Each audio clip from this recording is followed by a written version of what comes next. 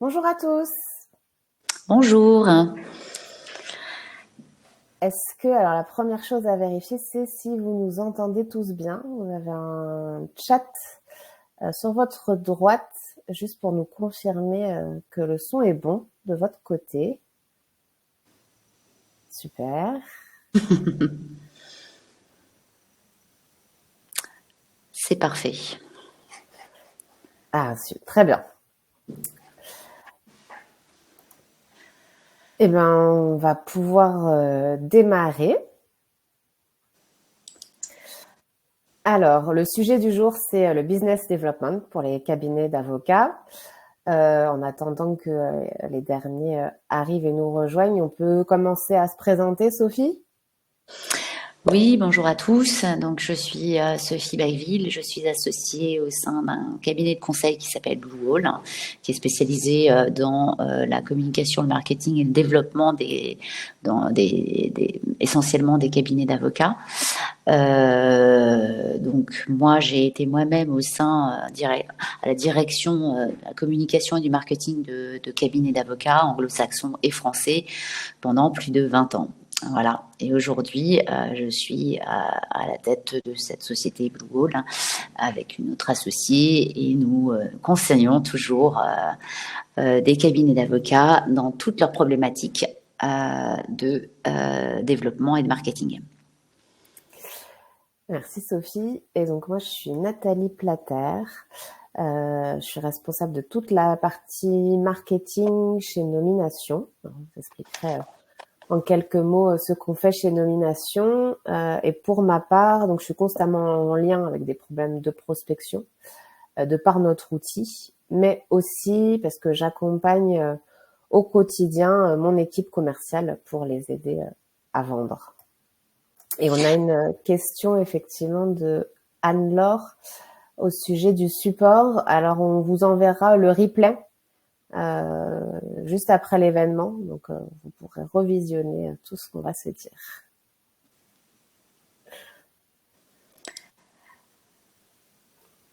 Nathalie, je te laisse présenter le sommaire.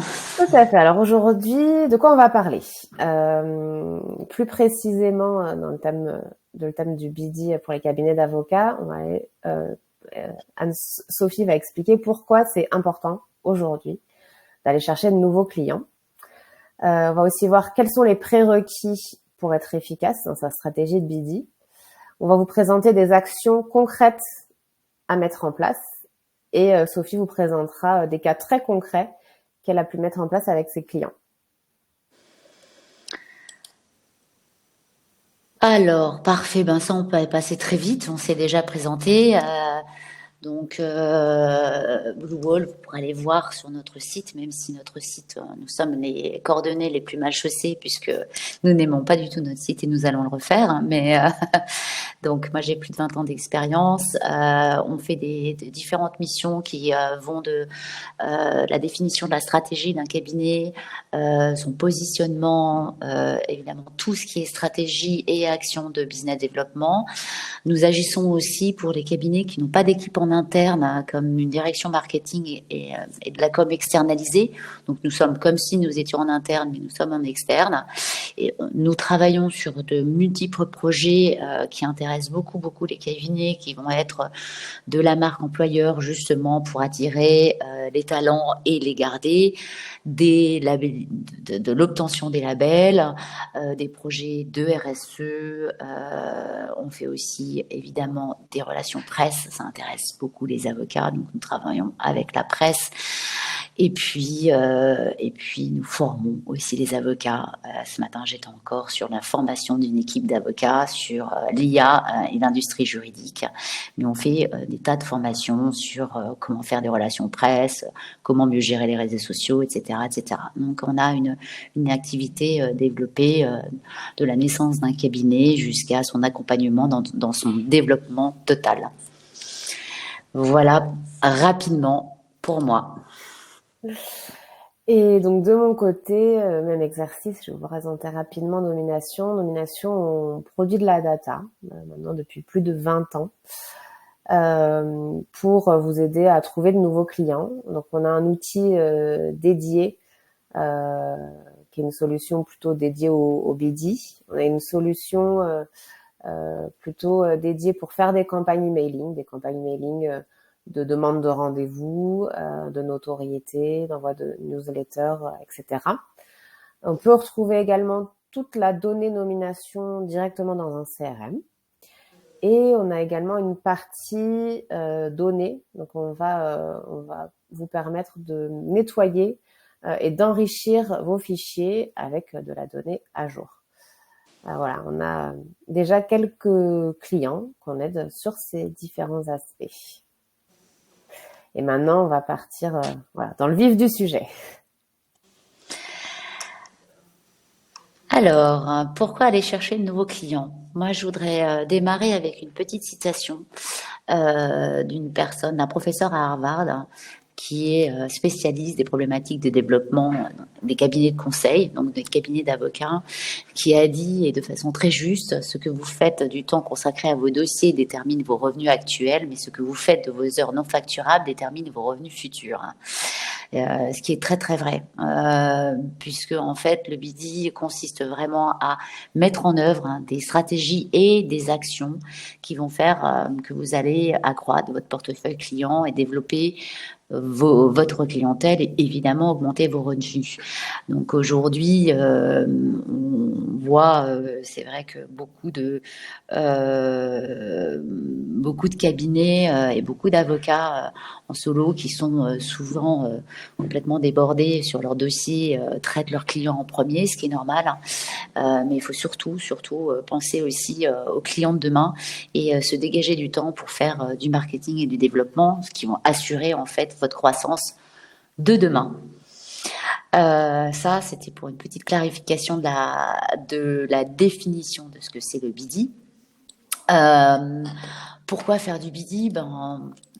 Évidemment, parce que vous voulez accroître votre portefeuille, élargir votre réseau de clients, évidemment, pour toujours augmenter les revenus, d'avoir généré évidemment l'acquisition de nouveaux clients, d'augmenter les services qui sont offerts à vos clients et en faisant cela, vous renforcez votre position sur le marché. On vous connaît mieux, plus de gens vous connaissent, vous avez une reconnaissance et une position en fait dans votre secteur et grâce à tout cela, évidemment, vous assurez une croissance durable de votre structure. Donc, c'est une stratégie à long terme pour assurer la pérennité, justement, de la croissance continue du cabinet. Ça tombe un peu sous le sens, mais c'est bien de le redire. Pourquoi aujourd'hui ça fait une partie intégrante de la profession d'avocat, mais même si c'est quelque chose qui n'est pas forcément très naturel en fait. On a toujours l'impression d'aller chercher de nouveaux clients, c'est d'avoir un statut de commercial, ce que n'aiment pas les professions dans le conseil en fait. Ne veut pas être associé à des commerciaux. Néanmoins, aujourd'hui, tous les associés, tous les avocats font toujours un peu de BD sans le savoir, hein, puisque ils animent déjà leur réseau de clients pour répondre à leurs besoins. Ça fait partie de leur attribution et parce que en fait aujourd'hui les associés sont ceux qui connaissent le plus leurs clients, leurs besoins, leurs attentes en travaillant au quotidien avec eux. C'est donc en fait naturellement qui sont les business développeurs du cabinet et donc il est essentiel de comprendre pourquoi le BD aujourd'hui est beaucoup plus professionnel qu'il y a 30 ans. D'abord, premièrement, on est dans un marché français avec une concurrence qui est accrue.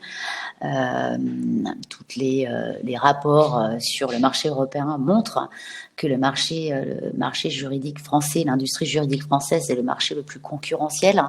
On a le plus d'acteurs sur le marché, donc c'est un marché très éclaté, avec des créations de cabinets, avec des rapprochements aussi. Vous l'avez vu, il y a beaucoup d'annonces. Il y a eu des annonces Nice encore hier sur une partie de l'équipe d'Ayash qui est partie rejoindre Paul Hastings. Il y a eu des rapprochements entre des gros cabinets, Allen et Sherman. Il y a toujours des mouvements, il y a toujours des créations. Quand on regarde un petit peu les études qui sont sorties notamment par Cora Bargès sur la radiographie ou d'autres études qui sortent, le marché est très très éclaté. Donc la concurrence est plus forte. Il y a aussi des équipes juridiques en interne qui se renforcent considérablement et qui se professionnalisent puisqu'elles accueillent en leur sein de toute façon des anciens avocats aussi de cabinets et de ce fait elles sont aussi beaucoup plus étoffées aujourd'hui. Et le troisième aspect que j'ai noté là, c'est le poids aussi des directions des achats qui vont être décisionnaires dans beaucoup d'achats de conseils et dans la sélection des cabinets d'avocats. Et c'est pour ça qu'il faut aussi faire du BD pour se faire connaître de ces gens-là. Ça, c'était le contexte. Je vous ai mis une petite slide qui vous intéressera ou pas sur l'évolution justement de ce marché au fil des années.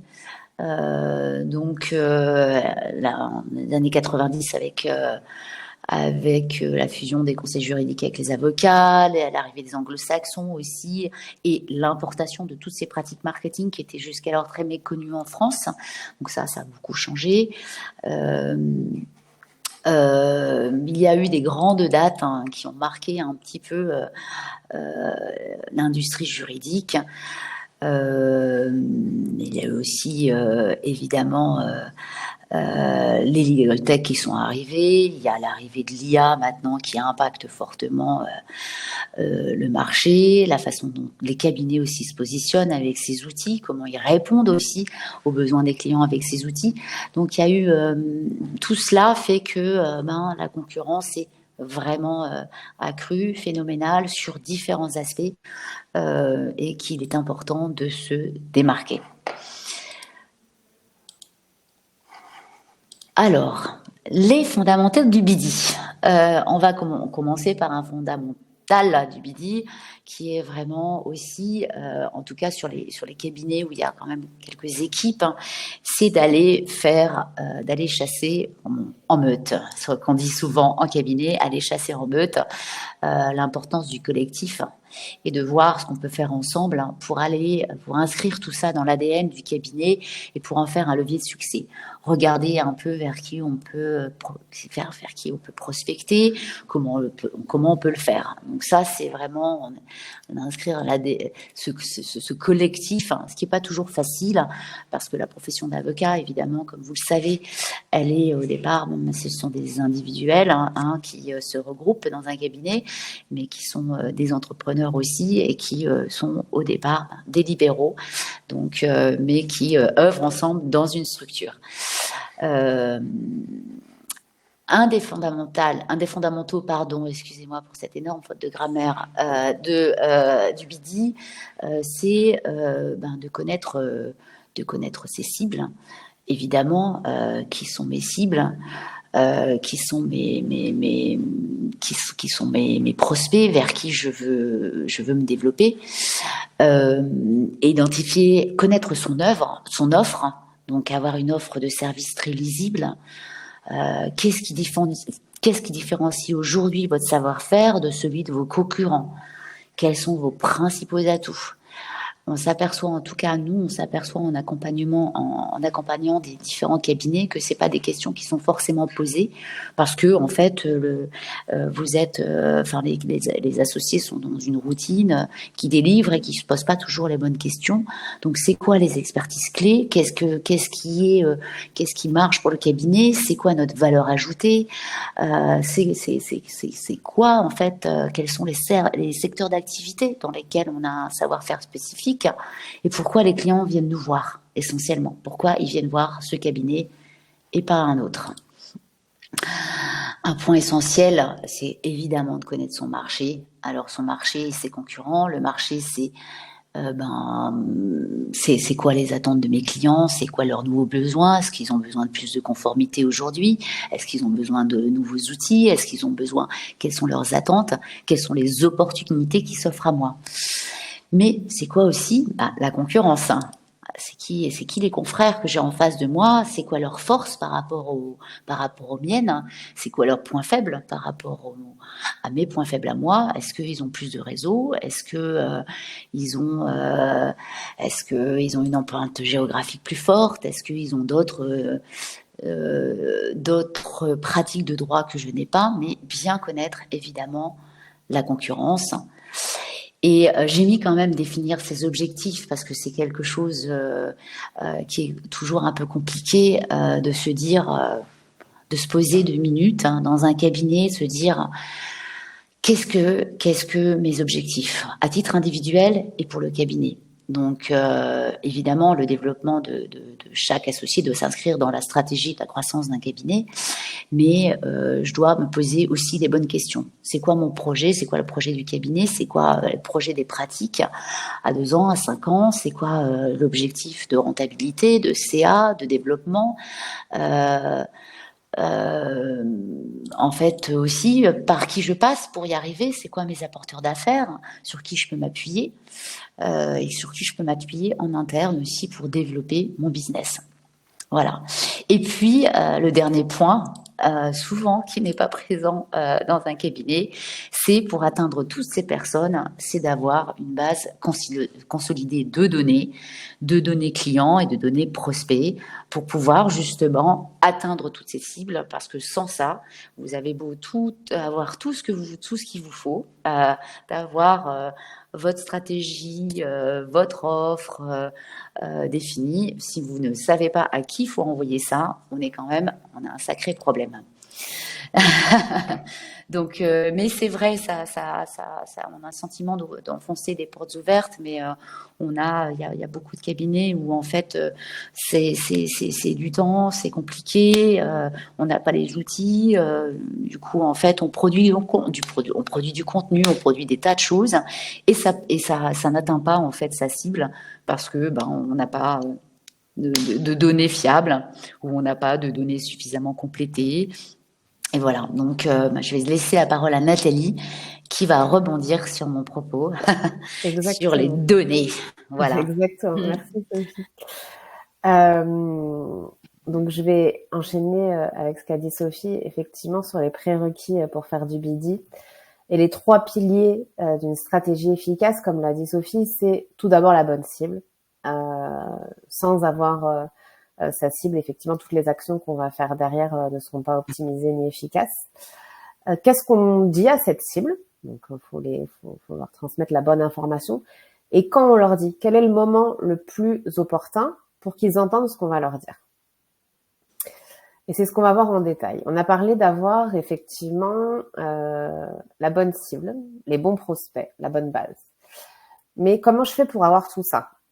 Eh ben, nous, chez Nomination, et ce qu'on conseille à nos clients, c'est de partir sur un audit de l'existant. Donc, l'idée, c'est d'analyser son portefeuille, idéalement son portefeuille dans sa globalité, si c'est plus facile, on va dire les top 20 clients, et de regarder où ces clients sont situés. Regarder dans quel secteur ils travaillent, regarder dans quelle taille d'entreprise ils travaillent. Et déjà, en faisant cette analyse, ça nous donne un bon point de départ pour savoir là où je fais le plus de chiffre d'affaires et donc là où j'ai le plus fort potentiel. Chez Nomination, cette analyse, on l'a fait. On peut la faire pour vous d'ailleurs. Donc, vous pouvez nous contacter aussi pour vous aider là-dessus. Et voilà à peu près ce que ça donne. L'idée, voilà, c'est juste de vous montrer que en croisant effectivement le secteur et la taille d'entreprise, on va se retrouver en mettant en évidence dans les cases les plus vert foncé, avec un score les plus élevés, les segments au plus fort potentiel. Donc c'est là où vous aurez le plus de chances d'aller trouver des clients qui rapportent. Le deuxième point d'intention, c'est la donnée. Donc effectivement, on a tous de la donnée interne, ou alors on va acheter de la donnée en externe. Et là où il faut se méfier, ce que j'ai mis en évidence sur cette slide, c'est 2 choses. sur la dénomination des entreprises et la qualité de la base de données, que ce soit en interne ou en externe. Par exemple, si on cherche Air Liquide dans cet exemple-là que je vous ai donné, c'est LinkedIn pour pas le citer, mais beaucoup de bases fonctionnent comme ça. Si on tape Air Liquide, on a plus de 400 résultats. Donc, pour avoir des informations précises sur Air Liquide en particulier, qu'est-ce que je fais moi dans cette masse d'informations? On a analysé aussi certaines bases de nos clients. On a trouvé plus de 20 manières d'écrire IBM, avec des points, sans points, IBM France, etc. Et du coup, pour lancer des actions derrière, voilà, ça devient très complexe. Autre exemple, sur Total Energy. Donc, si vous voulez mettre en place une action de BD sur des acteurs de l'énergie, beaucoup de bases de données sont classifiées selon les codes NAF. Et c'est comme ça que vous allez pouvoir identifier le secteur d'activité. Malheureusement, le code NAF ne révèle pas toujours la réalité des entreprises. Et là, dans cet exemple, le secteur de l'énergie, donc il y a 2 codes NAF pour ça, extraction de pétrole et raffinage de pétrole. Eh bien, manque de chance, Total Energy n'est classé ni dans l'un ni dans l'autre, mais son code NAF correspond à activité des sièges sociaux. Donc, si votre critère pour les secteurs d'activité est le code NAF, ben, malheureusement, vous passerez à côté de certaines choses. Donc, mon conseil là-dessus, c'est d'effectivement nettoyer vos bases en interne, mais aussi quand vous achetez des bases externes, demander un extract pour voir si les bons critères sont là. Les données à jour, ça aussi c'est un point extrêmement important. Au-delà de la structure de la donnée, il faut évidemment que la donnée soit à jour pour que les actions derrière soient efficaces. Il faut savoir qu'une base de données, ça vit. Donc on se retrouve avec, au bout d'un an, 30% de la base qui n'est plus à jour. On retrouve aussi beaucoup de doublons, de contacts invalides, ou même de contacts qui sont absents de vos fichiers, puisque effectivement, en général, votre marché est beaucoup plus large que les fichiers que vous possédez. Et donc, en vous appuyant uniquement sur les fichiers que vous possédez pour essayer de trouver de nouveaux clients, il y a une énorme partie de votre marché que vous n'adressez jamais. Donc ça aussi, c'est des éléments à prendre en compte et dans l'entretien de vos bases et quand vous allez rechercher des bases externes. Et le dernier point, on l'a un petit peu cité, mais voilà, avoir une base consolidée, ce qui facilitera aussi grandement vos différentes actions. Beaucoup de fichiers peuvent se retrouver éparpillés chez différents collaborateurs à différents endroits de la société et donc ne permet pas d'action optimum en termes de BD. Donc là aussi, essayez de tout regrouper pour être plus efficace. Et dans l'idéal, si je peux me permettre, Nathalie, de mettre en place, quand c'est possible, un outil de CRM, évidemment, pour avoir justement cette base consolidée à un seul même endroit et qui peut être mise à jour, complétée, etc. Mais et il existe des outils assez simples aujourd'hui qui sont pas forcément coûteux, qui sont tout à fait disponibles sur le marché. Voilà. Qui permet d'avoir un référentiel unique pour tous. Exactement. On va présenter maintenant des actions, donc quelque chose de vraiment plus concret qui vont permettre de trouver de nouveaux clients. La première chose à faire, c'est de développer la connaissance de vos comptes. Quand vous adressez directement un compte, savoir connaître ses filiales, connaître l'organigramme, identifier la bonne personne à qui vous adressez va grandement faciliter votre approche. Donc là, typiquement, c'est un exemple de nomination, mais peu importe l'outil, vraiment vérifier que vous avez une information lisible, accessible, pour avoir une bonne connaissance de votre compte. Après, est-ce que tu peux juste revenir sur l'autre slide? Oui.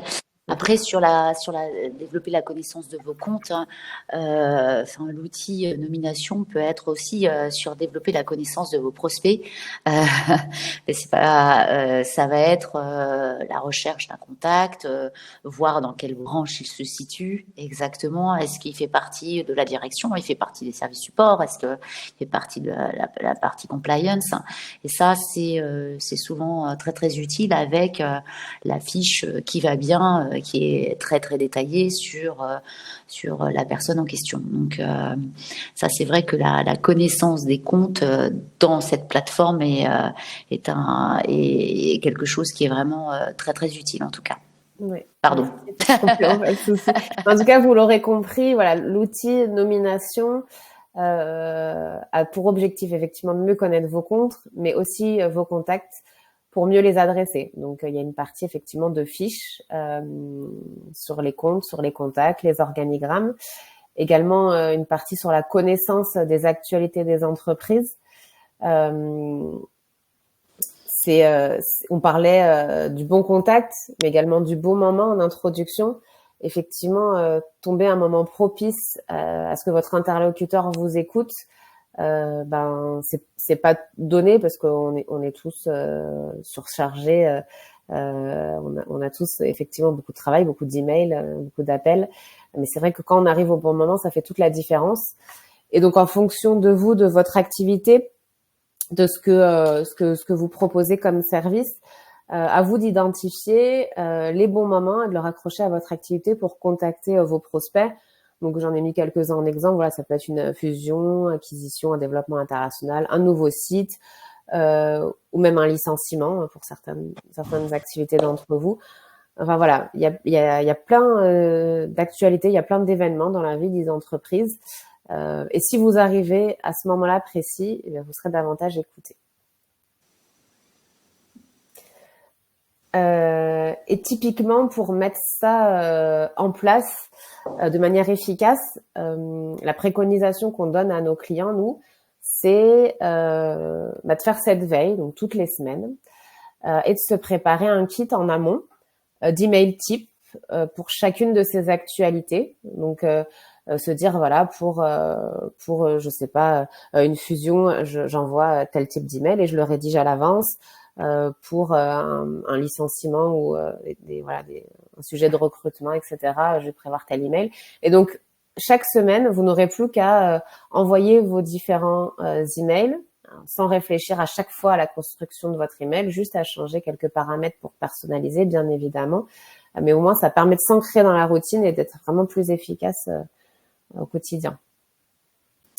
Sur Nomination, par exemple, vous pouvez retrouver toutes ces actualités-là directement sur la plateforme ou au choix. Vous pouvez aussi les recevoir tous les lundis matins dans votre boîte aux lettres, ce qui vous permet de bien balayer les différentes informations et ensuite de mettre en place vos actions. Je vais rentrer un petit peu plus en profondeur sur la partie prise de poste. On s'appelle Nomination historiquement, c'est que on diffusait uniquement les prises de poste. Et pourquoi c'est important? Pour différentes raisons. Parce que quand quelqu'un est embauché, peut-être qu'il est embauché pour lancer spécifiquement de nouveaux projets ou pour donner de nouvelles orientations à l'entreprise. Mais c'est également un moment où la personne, elle choisit ses fournisseurs. Elle va pas forcément remettre en place les fournisseurs existants de son prédécesseur. C'est le moment où elle va choisir avec qui elle veut travailler, peut-être pour plusieurs années à venir. Donc, c'est vraiment un bon moment pour entrer en contact avec cette personne-là. Déjà, peut-être le féliciter, ce qui est toujours agréable en première lecture. Et donc, de la même manière que pour les différentes actualités, identifier les profils qui vous intéressent pour les faire rentrer dans votre veille. Rédiger vraiment des emails types. Et une fois que vous aurez mis en place ça, ça vous permettra aussi d'arriver avant vos concurrents, de vous démarquer et de vous positionner donc en amont de projet puisque la personne vient de prendre son poste à ce moment-là. Oui, et là, tu peux, Nathalie, faire un filtre sur les fonctions des personnes que tu veilles. Donc, les DAF, les DRH, les DG, les DJ. Donc, ça, c'est assez intéressant. Et puis aussi sur les secteurs en particulier. Je veux tous les nouveaux DAF dans les secteurs banque-finance. Là, tu reçois ta petite veille tous les lundis matins sur ces fonctions en particulier. Voilà. Oui, l'idée, c'est que vous ayez vraiment l'information qui vous concerne, qui vous intéresse. Donc, tout est paramétrable et donc, vous pouvez choisir vos critères, comme l'a dit Sophie, de fonction, de secteur, ou même d'actualité. De zone géographique, oui, de taille d'entreprise.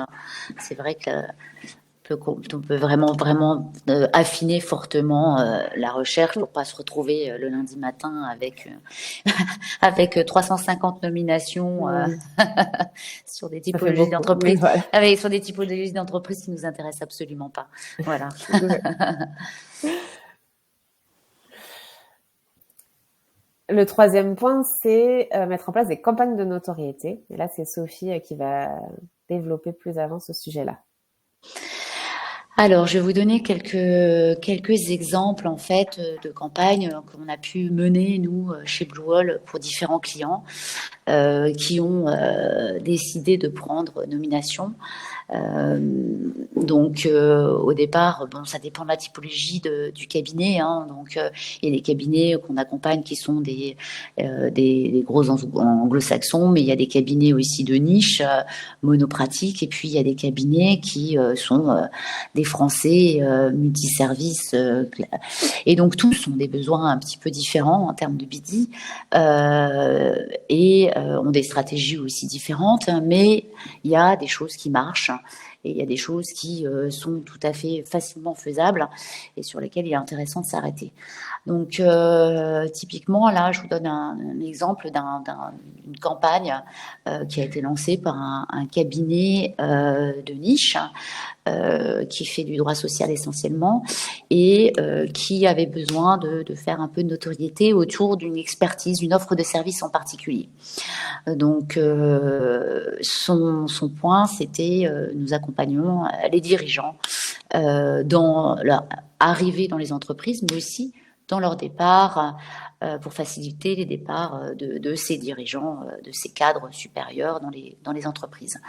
Et donc là, bon, ben, c'était facile. On voulait vraiment cibler les ETI, des DRH en Île-de-France et dans Banque Assurance parce que, en plus, on s'était rendu compte qu'il y avait certaines banques chez lesquelles ça secouait un petit peu. Ça aussi, c'était via une veille.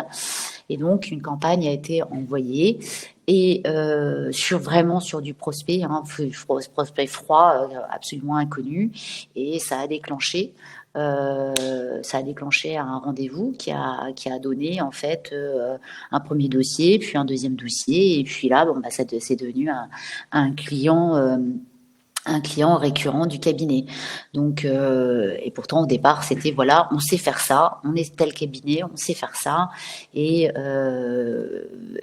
voici aussi les proof points pourquoi on peut le faire, parce qu'on le fait depuis 20 ans, parce que on a cette spécialité qui est dans notre ADN, etc. Donc bien sûr qu'on a bien travaillé le wording et les éléments de langage, mais c'est quelque chose qui a été un retour assez immédiat sur du déclenchement de rendez-vous et du dossier qui est tombé en tout cas chez notre client. Notre campagne de notoriété qui est assez un exemple par exemple aussi qui pourrait vous être donné, ça va être suite au classement de Legal 500, un autre cabinet qui là est multi-service a décidé d'envoyer à une certaine cible, donc les directeurs juridiques de tel et tel secteur, juste l'annonce du fait que le cabinet est classé dans telle et telle expertise, en bande 1, en bande 2, en bande 3, avec quelques citations du Legal 500 qui ont été reprises dans l'email. Et ça, en fait, ça a déclenché justement deux grosses boîtes qui ont appelé le cabinet en disant, nous, justement, on est en train de revoir nos conseils. Notre direction des achats nous impose aussi de ne passer que par des cabinets qui sont classés dans ces classements internationaux comme Chambers et Legal 500, et on veut vous voir. Donc, ça a l'air un petit peu bête, et pourtant, ça a fonctionné. Donc ça, c'était vraiment aussi sur rebondir sur les classements et puis déclencher en fait l'envie pour chacun de prendre contact avec le cabinet. Euh, Après, j'avais envie aussi de vous donner un exemple de l'utilisation de la plateforme pour organiser des événements. Ce qui est totalement possible aussi, c'est d'organiser, d'envoyer une campagne pour dire il va y avoir un webinar sur tel sujet. Et là, à ce moment-là, vous l'envoyez à vos clients, mais vous l'envoyez aussi à des prospects pour donner du contenu et leur montrer que vous êtes expert dans un domaine en particulier. Donc là, je vous donne un exemple. C'était sur la concurrence déloyale, hein, la thématique. C'était suite à en interne dans un cabinet où ils se sont aperçus qu'ils avaient de plus en plus de dossiers de concurrence déloyale, à la fois en droit économique et puis en droit social. C'était à la croisée de plusieurs pratiques qui ont fait, bah, c'est pas possible. On voit des problématiques de concurrence déloyale tout le temps, en particulier dans le secteur des ESN. Pourquoi ne pas essayer d'organiser un webinar d'information à des prospects justement dans ce secteur pour les toucher. Donc la manière dont la campagne a été formatée, c'est que le cabinet a anonymisé 2 ou 3 petits cas de dossiers qui venaient de gagner. A mis en exergue les problématiques qui s'étaient posées dans ce cadre des dossiers qui correspondent en particulier à ce secteur, les ESN, et puis a mis en avant, évidemment, avec un petit lien, sa technicité, et dire que pendant 30 minutes, ils allaient parler de ça pendant le webinaire. Donc, le contexte, la problématique, les proof points sur l'expertise du cabinet, qui a permis d'organiser ce ce webinaire en particulier. C'était un petit peu de temps, mais ça a déclenché, par exemple, de ce cabinet, c'est un cabinet français multiservice, en particulier, aussi des dossiers qui sont tombés derrière, des entreprises qui étaient devant des cas de débauchage ou qui avaient des équipes qui faisaient recours à des pratiques concurrentielles vraiment contestables à l'égard de leur employeur et ça a déclenché également aussi pour ces cabinets en tout cas des dossiers et des nouveaux clients suite à ce webinaire. Donc voilà. Il y a plein d'exemples hein, sur lesquels on peut rebondir parce qu'il y a beaucoup de choses évidemment à faire. Hein. Il y a toujours beaucoup de contenu à envoyer. Je pense que c'est essentiel aujourd'hui de montrer qui on est et ce qu'on sait faire et comment on peut le faire. Et c'est un canal hein, qui est intéressant vraiment à exploiter en tout cas sur les prospects en particulier. Voilà, en tout cas pour les exemples en tout cas que nous souhaitions donner. Nathalie, je ne sais pas comment tu veux procéder pour la suite sur les questions. Est-ce que je ne sais même pas si les personnes qui sont connectées peuvent poser des questions via le chat ou en live. Oui. Alors, je ne sais pas si tout le monde a bien vu, mais effectivement, sur la droite, vous avez un chat qui vous permet de poser des questions, donner votre avis, en tout cas d'échanger avec nous. Donc, n'hésitez pas. Le webinaire, effectivement, est fini. J'espère que vous l'avez apprécié et c'est le moment. On vous écoute si vous avez des questions. On a essayé de respecter les délais, de faire ça en 45 minutes pour que tout le monde... Et en tout cas, merci à vous d'être présents parce que on a dû décaler ce webinaire. Voilà, le 2, c'était pas la date initiale, mais il y a eu un imprévu. Donc, merci d'avoir été présent aujourd'hui. Il y a une personne qui est en train de taper, on le voit, donc il y aura une petite question. De toute manière, ce sujet de Bidi est un vaste sujet sur lequel il pourrait dire beaucoup de choses. Pour ceux qui sont encore en ligne, il y a l'étude de Cora Bargès qui vient de sortir, qui est malheureusement payante, mais sur lesquelles il y a aussi pas mal de données sur les outils de BD, les outils de la com, ce qui est utilisé. Elle a, c'est vrai que euh, c'est toujours intéressant de regarder. En tout cas, si vous y avez accès, jetez un œil. Ça donne des bonnes stats. Voilà. Alors, la question de Gwenaël, c'est: y a-t-il des différences notables entre les grands comptes et le mid-market dans la façon de les adresser, par exemple, ou sur les leviers dont vous avez parlé?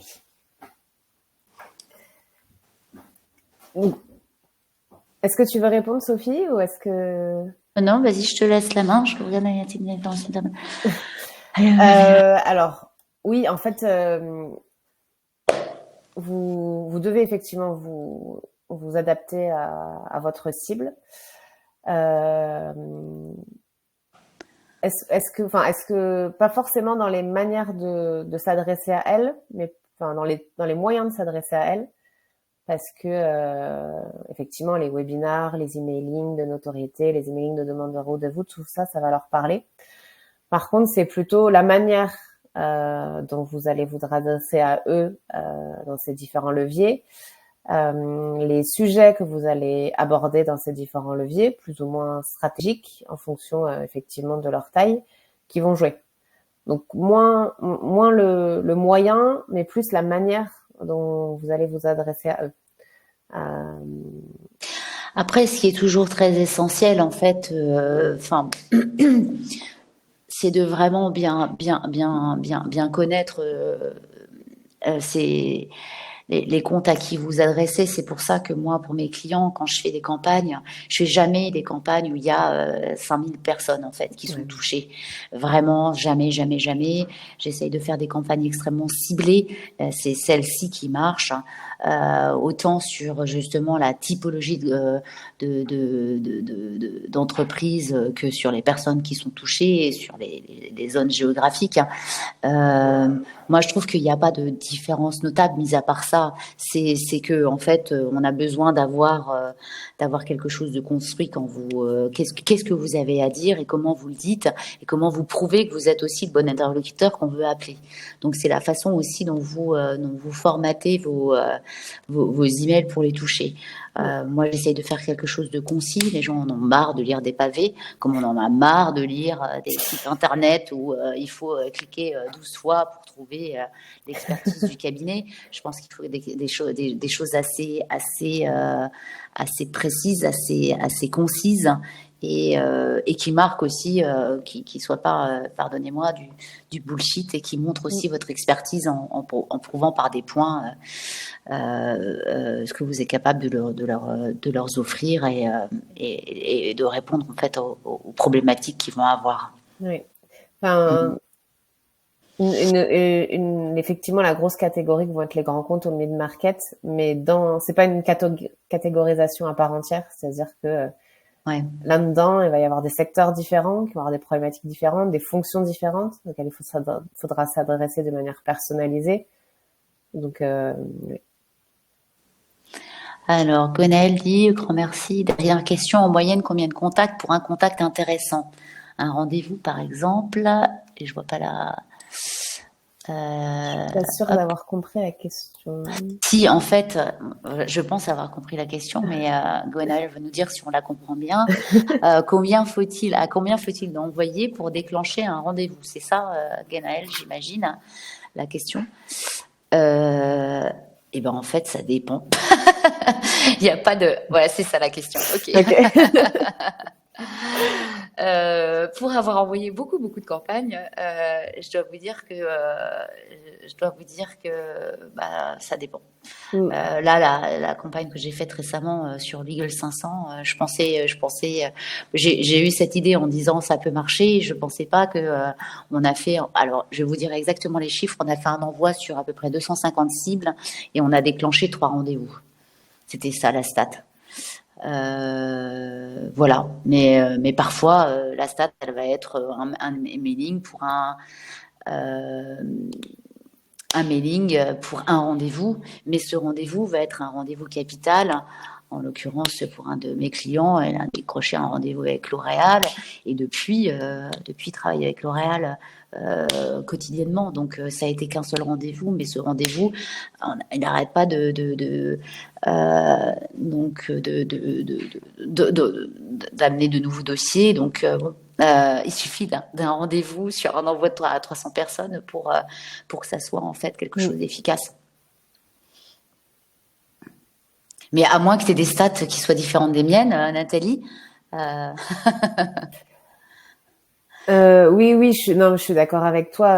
En fait, encore une fois, les campagnes de masse, on s'adresse à tout le monde de la même manière, avec du coup des taux de retour très bas, donc peu d'intérêt. Mais le type de campagne dont parle Sophie, quelque chose vraiment de très ciblé, avec un message adapté à la cible, etc. C'est là où il faut se positionner, quoi. Alors, ok, je pense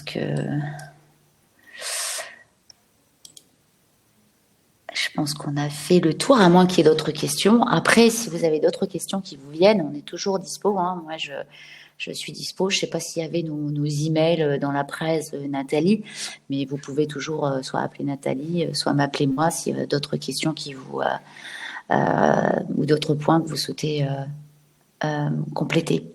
Voilà.